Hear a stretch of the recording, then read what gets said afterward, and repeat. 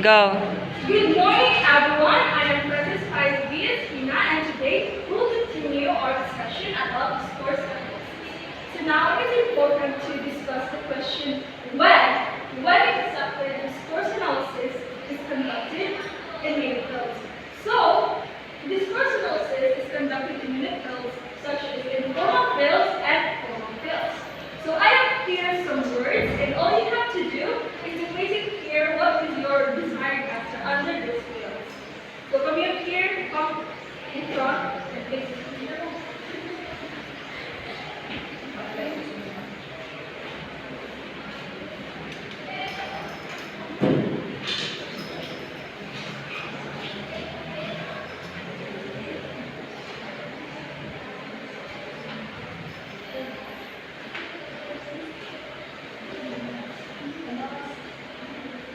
The rows.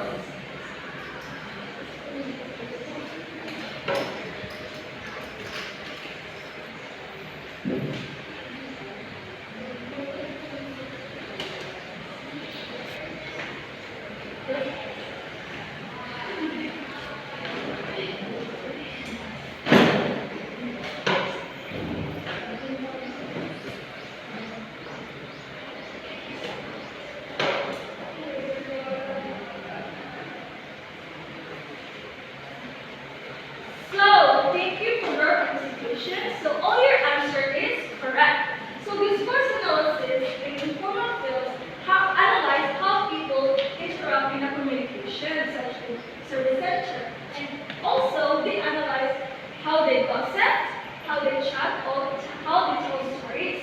And in informal fields, discourse analysis is fruitfully employed by the business, by analyzing the healthcare, the political arena, and analyzing the media. So, let's focus on discourse studies, focus on language and its context. So in here, discourse studies refers to the study of language and its context use. So discourse studies means demonstrate how language shapes the reality. So context, it means situation. So what is context again? Situation. So context, it is situation. In order for us to understand the meaning of a term says, we need to know the features of situation. So in here, features of situation is decided by sociologists named Bill Hicks. So this is the picture of Bill Hicks, okay? So he is the one who came up with the communicative context. So now, the first features of situation is first, physical and temporal setting. So in here, the setting is how you, the physical location gives clear meaning of the experiences. For example, when you were talking to your home, it's quite different when you were talking to your school, right? For example, Anna with red shoes sweeping at the backyard. So you probably think that he is at her house, right? So next, participants. The participants is the lecturer, the speaker, the reader, and that's it. So if you are paying to these people, you probably think that each of us has different style, different words, and that's it. So, for example, from the expression of sit down, can you read? Sit down. So you probably interpreted that parent is scolding his or her children. So you analyze that this expression that is a parent. Next, the purpose of the participants. So what is the purpose of the participants? Or what is the outcome of it? So in here, is it giving us information or giving a fact? So for example, Jesus is coming very soon. So in this sentence, so I am giving a message, right? So next, channel of communication. In here, what is the mode of communication is being used? For example, it is face-to-face, or electronic, or televised. For example, from this word, CULATR, in this,